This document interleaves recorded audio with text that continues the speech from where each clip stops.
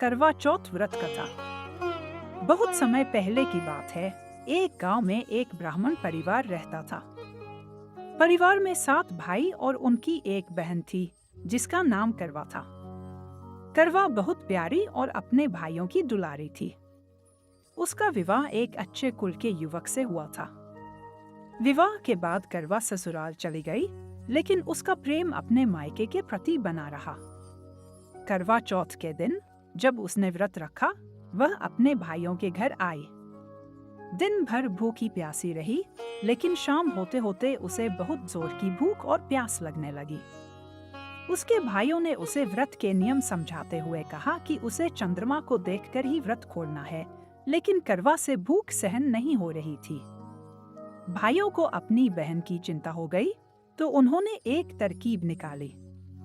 भाइयों ने पीपल के पेड़ पर चढ़कर एक छलनी के पीछे दीपक जलाया और करवा से कहा कि चंद्रमा निकल आया है। करवा ने भाइयों की बात मानकर छलनी में दीपक की रोशनी को चंद्रमा समझ लिया और व्रत खोलकर भोजन कर लिया। जैसे ही उसने पहला निवाला खाया, उसे अपने पति की मृत्यु का समाचार मिला। करवा बहुत दुखी हो गई और विलाप करने लगी। उसने अपने पति की मृत्यु का कारण जानने के लिए भगवान से प्रार्थना की।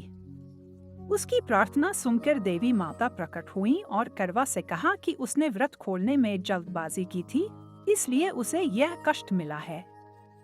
माता ने उसे पुनः करवा चौथ का व्रत पूरे विधि विधान से करने का निर्देश दिया। करवा ने माता की आज्ञा का पालन करते हुए पुनः पूरे श्रद्धा भाव से करवा चौथ का व्रत किया। इस बार करवा की तपस्या से प्रसन्न होकर भगवान यमराज ने उसके पति को जीवन दान दिया। तब से करवा चौथ का व्रत अखंड सौभाग्य और पति की लंबी आयु के लिए किया जाता है। यह कथा सुनने से और विधि पूर्वक व्रत करने से पति की आयु लंबी होती है और विवाहित जीवन में सुख सौभाग्य बना रहता है।